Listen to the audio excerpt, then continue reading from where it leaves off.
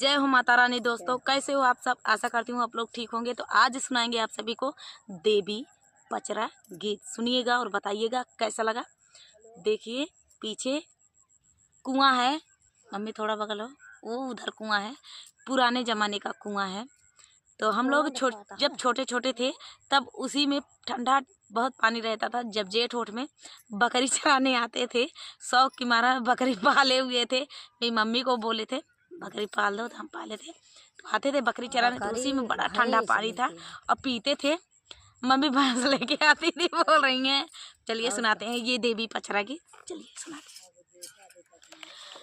कवने है भैसवा मैया स्वर्ग से उतरली हो, कवन हो भैसवाना हो, कवन हो भैसवाना मैया नागर में समाइली हो, कवन हो भैसवाना मैया नागर में समाइली हो, कवन हो भेसवाना कावने हो भैसवा मैया स्वर्ग से उतरली हो, कवन हो भैसवाना हो, कवन हो भैसवाना मैया नागर में समाइली हो, कवन हो भेसवाना मैया नागर में समाइली हो, कवन हो भेसवाना चिल्हियाई के बेसवा मैया स्वर्ग से उतारले हो, जोगिनिया भेसवाना हो, जोगिनिया भेसवाना मैया नागर में समाइली हो, जोगिनिया भेसवाना मैया नागर में समाइली हो, जोगिनिया भेसवाना अपना तबाइठ मैया नीमिया के छाइया हो, जोगिनिया लोगवाना हो, जोगिनिया लोगवाना मैया घर घर भेजवाली हो, जोगिनिया लोगवाना मैया घर घर भेजवाली हो, जोगिनिया लोगवाना जाई के देखा जोगिन सेवा का के घरवा हो, कि हो लेना हो, कि हो सेवा काना लेती हमारा खबरिया हो, कि हो सेवा काना लेती हमारा नामा हो, कि हो लोगवाना जाई के देखा जोगिन घर घर लग जाई के देखा जोगिन सेवा का के घरवा हो, कि हो लोगवाना हो, कि हो सेवा काना लेती हमारी खबरिया हो, कि हो लोगवाना लेती हमारा नामा हो, कि हो लोगवाना बड़े बड़े लोगवन के बड़ा का गुमानवा हो, गरीबवा लोगवाना हो, गरीबवा लोगवाना मैया लेती तोहरा नामवा हो, गरीबवा लोगवाना लेती मैया तोहरा नामवा हो, गरीबवा लोगवाना बड़े बड़े लोगवन कई तोड़ा बाई गुमानवा हो, गरीबवा लोगवाना हो, गरीबवा लोग के ना दे बाई गोदिया लाला नवा हो, गरीबवा लोग के ना दे बाई धाना दावलातिया हो, गरीबवा लोग के ना दे बाई धाना दावलातिया हो, गरीबवा लोग के ना कावने ही भेसवा मैया स्वर्ग से उतारली हो, कवन हो भेसवाना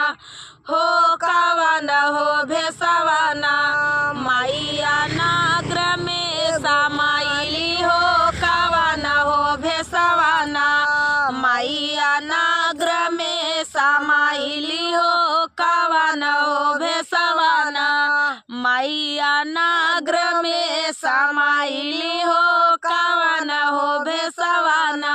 जय हो माता रानी। दोस्तों कैसे हो आप सब, आशा करती हूँ आप लोग ठीक होंगे। तो आज सुनाएंगे आप सभी को देवी पचरा गीत। चैत्र नवरात्रि की बहुत बहुत बधाई दोस्तों, और आप सभी को बहुत बहुत शुभकामनाएं। तो देवी पचरा गीत सुनाएंगे। पीछे गेहूं की बाली है और गेहूं के खेत हरे भरे हैं। आप सभी को दिखा दे थोड़ा, ये देखिए यहाँ का सीन, ये देखो बहुत ही प्यारा लुक है। तो चलिए सुनाते हैं आप सभी को ये प्यारा सा देवी पचरा गीत। रेखा विजय ब्लॉग पे आप लोग अपना प्यार दुलार बनाए रखिए दोस्तों। तो चलिए सुनाते हैं। झूले ली हो मैया झूले ली, झूले ली हो मैया झूले ली, झूला लाई के रे सामावा की डोर, भवानी मैया झूले ली, झूला लाई के रे सामावा की डोर, भवानी मैया झूले ली, झूले ली हो मैया झूले ली, झूले ली हो मैया झूले ली, झूला लाई के रे सामावा की डोर, भवानी मैया झूले ली, झूला लाई के रे सामावा की डोर, भवानी मैया झूले ली। रे समीरा सारिया में सोने के पलानवा, रे समीरा सारिया में सोने के पलानवा, ताही के ऊपर बैठे मारी के आसनवा, ताही के ऊपर बैठे मारी के आसनवा, झूमेली हो मैया झूमेली, झूमेली हो मैया झूमेली, झूला लाई के रे सामावा की डोर, भवानी मैया झूलली, बाहे पूरा पावाना झाका जोर, भवानी मैया झूलेली, बाहे पूरा पावाना झाका जोर, भवानी मैया झूलेली, झूलेली हो मैया झूलेली, झूलेली हो मैया झूलेली, झूला लाई के रे सामावा की डोर, भवानी मैया झूलेली, झूला लाई के रे सामावा की डोर, भवानी मैया झूलली, झूलता झूलता जब लगली पियास हो, झूलता झूलता जब लगली पियास हो, चल भैली माई चल भैली बागा में मालिनिया के पास हो, चली भैली बागा में मालिनिया के पास हो, मांगेली हो मैया बोलेली, बोलेली हो मैया बोलेली, मालिन पानिया पियावा मालिन मोर, भवानी मैया बोलेली, मांगेली हो मैया मांगेली, मांगेली हो मैया मांगली हो, दाना पानिया पियावा मालिन थोर, भवानी मैया बोलेली, दाना पानिया पियावा मालिन मोर, भवानी मैया बोलेली, झूलेली हो मैया झूलेली, झूलेली हो मैया झूलेली, झूला लाई के रे सामावा की डोर, भवानी मैया झूलेली, झूला लाई के रे सामावा की डोर, भवानी मैया झूलली, पानिया तपी के मैया गाइली जुड़ाई हो, पानिया तपी के मैया गाइली जुड़ाई हो, दिहली आशीष मने मने मुस्काई हो, देहली आशीष मन मन मुस्काई हो सुनेली हो मैया सुनेली सुनेली हो मैया सुनेली जे भी करेला या राजा हाथ जोर भवानी मैया सुनेली जे भी करेला या राजा हाथ जोर भवानी मैया सुनली झूलेली हो मैया झूलेली झूलेली हो मैया झूलली झूला लाई के रे समावा की डोर भवानी मैया झूलेली झूला लाई के रे समावा की डोर भवानी मैया झूलेली। विवाह के बारे में बात चला रहा है तो चलिए देवी क्या क्या कहती हैं उस असुर को, कैसे असुर का वध होता है, इस गीत में आप सभी को सुनाएंगे। चलिए सुनाते हैं, फुल बात करके सुनना, बहुत ही आनंद आएगा। चलिए सुनाते हैं।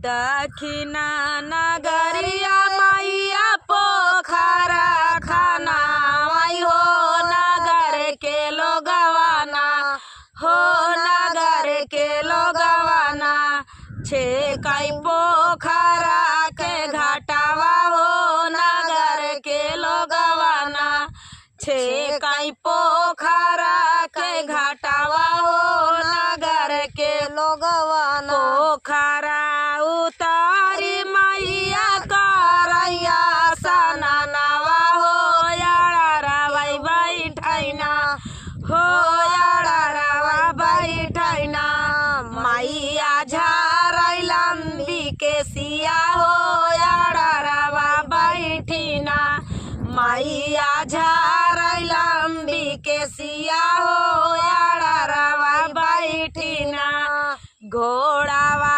चढ़ालाया मैया सुरे का राजावा हो सुना हो तो सेना हो सुना हो तो सेना राजा भैया पाना बिया हवा हो सुना हो तो सेना। अब देखा राजा राजा दिमाग फिर गया देवी की सुंदरता देख के। लंबा लंबा केस है देवी के, वही देवी पे सूरत पे मोहित होई के राजा प्रस्ताव रख दे कि हाँ हम तुझसे बियाह करबे। देवी तू चाहे जे होबू तोहार बायोडाटा हमका ना चाहिए, बस तोसी हम बियाह करब तो करब। आ जनता यहाँ पहले जमाना में कईयो रानी रहत रही ही। तो अब देखा देवी के ऊपर मोहित हाँ देवी से का कहा था, घोड़ावा चढ़ालाया भैया सूर्य का राजावा हो सुना हो तो सेना अरे सुना हो तो सेना कारबैया पनाऊ बिया हवा हो सुना हो तो सेना कारबैया पना बिया हवा हो सुना हो तो सेना। अब देखा देवी का कहती हैं, उनका राजा का असुर का जवाब देती हैं, असुर का जवाब देती हैं। अब देखा का कहती हैं, जाऊ तो असुर कर ब्याह से बियावा हो कि धाराया सुराना हो कि धाराया सुराना हमारे शादी वाला दिनवा हो कि धाराया सुराना मोरे बियाहवा के दिनवा हो कि धाराया सुराना। अब देखा ओका कई दिन असुर का जान ही है कि हाय कुछ मामला गंभीर है, इनका वेद है निचकान हमारे यहाँ थे आ त्रिशूल हुई बगलिन गाड़े यहाँ पर आ केस झारत यहाँ आ जनता यहाँ पोखरा हेस घाट रहा है आ देवी लंबी लंबी केस झारत रहा है। अब बतावा कि का दुनिया मोहित हो जाए, लेकिन एक असुर वही मोहित है और गलत भावना से मोहित है। और देखा का होता है आगे, पहिला ही चिठिया मैया स्वर्गा पठाली हो दी है चिठिया ना हो की है चिट्ठिया ना भेजाय ब्रह्मा जी के आगवा हो की है चिट्ठिया ना भेजाय ब्रह्मा जी के आगवा हो की है चिट्ठिया ना ना चिट्ठिया। अब देखा ब्रह्मा के लगे चिट्ठिया पहुंच गए। अब पहुंचत देर नहीं लाग, पल भर जात लागे पल भर आवत। अब देखा ई चिट्ठिया बाची ब्रह्मा माना मूसा काने हो कावन हो या सुराना हो कावन हो या सुराना करी है देवी से बियाहवा हो कावन हो या सुराना करी है देवी से बियाहवा हो कावन हो या सुरा। अब देखा ये हंसाइन वाली बात यह है कि देवी है, देवी के अब ब्याह करे तैयार है। अब देखा आगे आगे हो थका। अरे दूसरा ही चिट्ठिया मैं दूसरा ही चिट्ठिया मैं पता लालो कबे जवाली हो दूसरा ही चिट्ठिया मैं पता लालो कबे जवाली हो की सुनत हो की क्या ये बार का चला गवा। दूसरा ही चिट्ठिया माई पता लालो का भेजा वाली हो की है चिट्ठिया ना हो की है चिट्ठिया ना दिहाली विष्णु जी के आगवा हो की है चिट्ठिया ना दिहाली विष्णु जी के आगवा हो की है चिट्ठिया ना चिट्ठिया ही बाची विष्णु माना मूसा काने हो कि कावन असुराना अरे कावन हो असुराना करी है देवी से बियाहवा हो कावन हो असुराना करी है देवी से बियाहवा हो कावन हो असुराना। अब देखा तीसरी चिट्ठी। अब महतारी यही देवी यही सबके लगे भेजा देती हैं कि आवा और सबके बता देती हैं कि के का बात यह धरती का होता है। तीसरा ही चिट्ठिया देवी से चिट्ठिया तीसरा ही चिट्ठिया कैलाश लोक भेजा वाली हो कि शिवाजी के ना हो नहीं तीसरा चिट्ठी कैलाश तीसरा ही चिट्ठिया कैलाश माँ भेजा वाली हो कि है चिट्ठिया ना हो कि है चिट्ठिया ना दिहली शिवाजी के आगवा हो कि है चिट्ठिया ना देहली शिवाजी के आगवा हो कि है चिट्ठिया ना। अब देखा शिव जी का कहा था, शिव तो शिव हैं। अब देखा शिव का कहा था चिट्ठिया ही बाची शिव जी माना मूसा काने हो कावन हो या सुराना अरे कावन हो या सुराना करी है देवी से बियाहवा हो कावन हो या सुराना करी है देवी से बियाहवा हो कावन हो या सुराना। अब देखा आगे का होता है। अरे का होता है। अब देखा उनका बारात सरात आए और का हुए। अब बारात आ गए, समझ ले आ गया दुआरे पहुंची है बारात। हाँ। दुआरे पहुंची है देवी कर तक वहाँ स्वागत करबई करी है। अब देखा देवी स्वागत कैसे करती है। हाँ असुर का बारात भला बतावा दुआरे पहुंची तो स्वागत न करी। अब देखा स्वागत कैसे होता है। कोई के मैया का तो करती है उन्हीं का। देवी असुर का स्वागत करती है। भाई असुर दुल्हा बन के आया है ना, असुर का स्वागत देखा कैसे होता है। अरे दुआरा पे मारली मैया जनबा जन घोड़ावा हो मारावा ना मारली ना हो मारावा ना मारली ना मैया सुरा बरतिया हो मारावा ना मारली ना मैया सुरा बरतिया मारलीना। अब देखा देवी यही त्रिशूल लेके क्रोधित हो गई। भला बताओ कहा तक कह दी चला कौनो बात नहीं, मूर्ख समझ के माफ करे, लेकिन ई सीधा बारात लेके आई गवा। एका हमरे तेज का पता चले चाहिए कि बिना पूछे आंखें बतावा मोहित हो गया। अब मोहित होए के बाद हमारा बायोडाटा ना पूछे, सीधा अपने शादी प्रस्ताव रख दे। आखिर आया तू का?